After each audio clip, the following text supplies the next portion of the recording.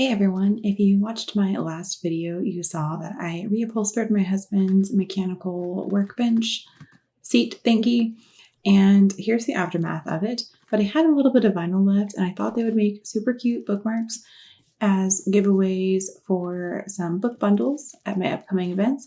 So here I am going to cut those out, punch some holes, and stick some ribbon on them. Super quick, super easy, and pretty darn cheap.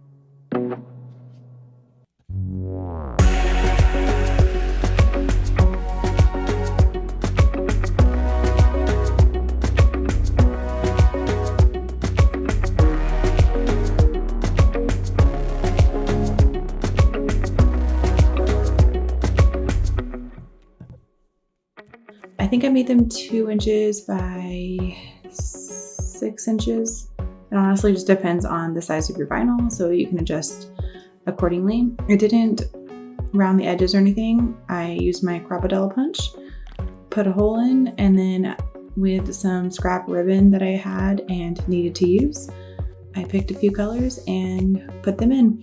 I also probably should have burned the edges of the ribbon so they wouldn't fray, but I think it'll work out. And I put them in a little packaging so that way I could price them individually and include them in my book bundles if needed. So I hope this inspires you to use some scraps lying around and create your own bookmarks.